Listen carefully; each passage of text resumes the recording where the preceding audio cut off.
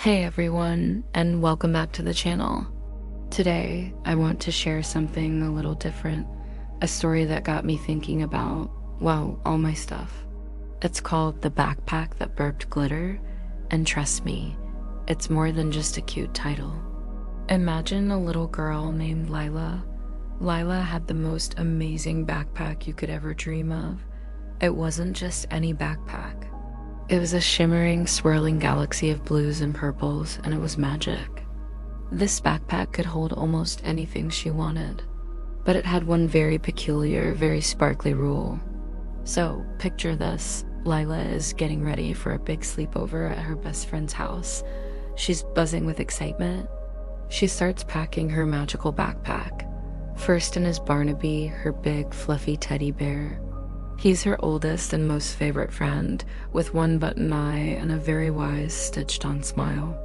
He fits in perfectly, nice and snug.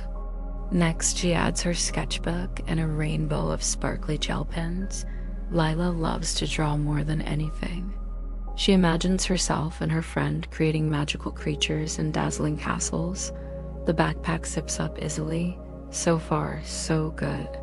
But then Lila looks around her room. Her eyes land on a pile of other toys. There's Captain Comet, the action figure she got last Christmas. He hasn't seen much action lately, but he looks cool. Maybe we'll play Space Adventure, she thinks, and shoves him into the backpack.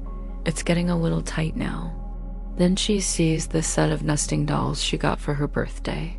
She rarely plays with them, but they're so pretty. In they go. The backpack strains a bit. She also grabs a bouncy ball that glows in the dark, a yo-yo that's supposed to do tricks, but mostly just gets tangled, and a small, noisy robot that marshes and beeps. She crams them all in, one by one. Finally, with a huge grunt, she tries to zip the backpack closed. The zipper is struggling, straining against the mountain of toys inside, and then it happens. With a final, forceful tug, the backpack lets out a tiny, delicate asterisk poof.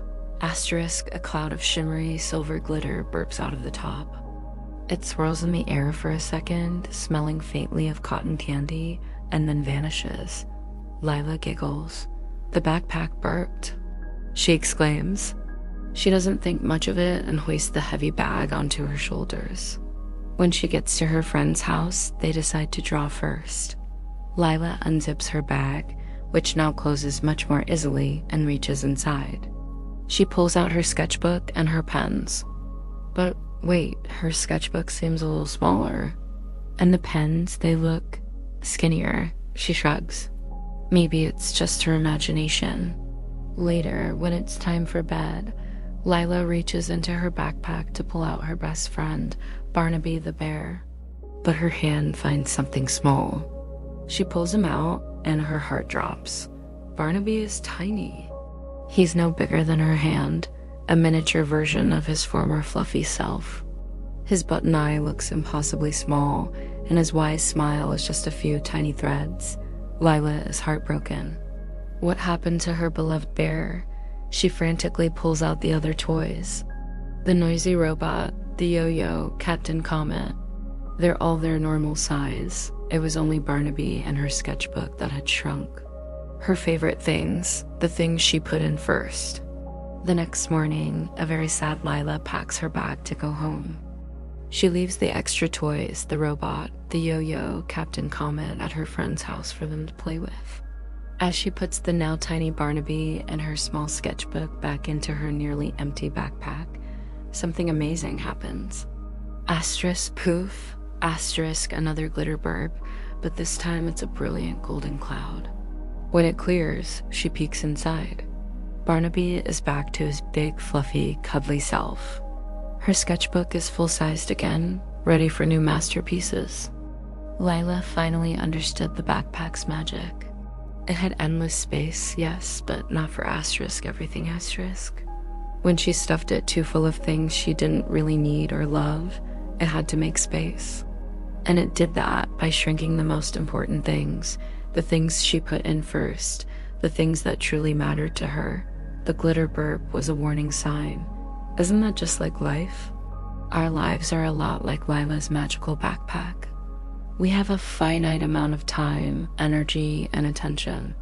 We start by filling our lives with the things we love most, our passions, our closest relationships, our well-being. That's our Barnaby the Bear and our sketchbook.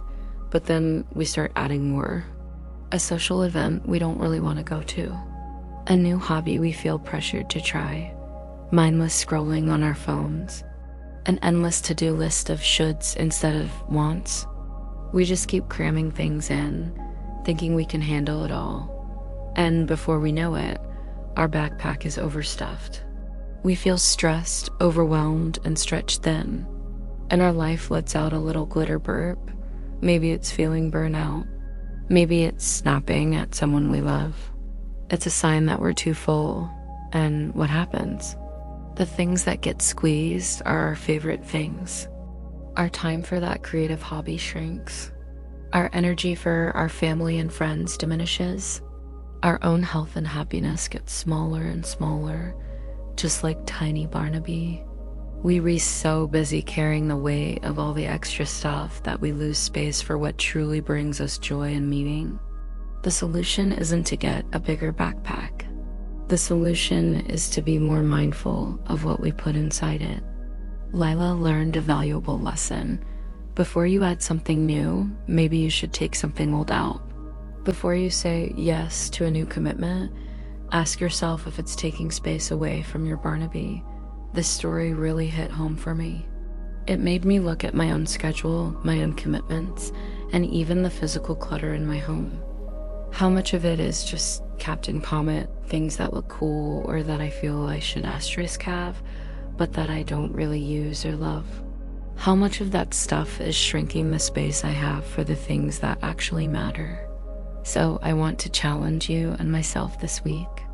Let's try to be more like Lila after she learned her lesson. Let's practice the add one, subtract one rule.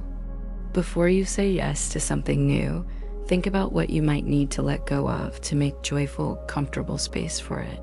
Before you buy something new, think about donating or giving away something you no longer need. Let's protect our Barnaby bears. Let's make sure our passions, our loved ones, and our well-being always have the space they deserve to be big and fluffy and wonderful. Let's stop our lives from burping glitter. Thank you so much for listening today. I hope this little story gave you something to think about. If it did, I'd love it if you'd hit that like button and subscribe for more content. Let me know in the comments what your Barnaby the Bear is, the one thing you want to make sure you always have space for. Take care, and I'll see you in the next video.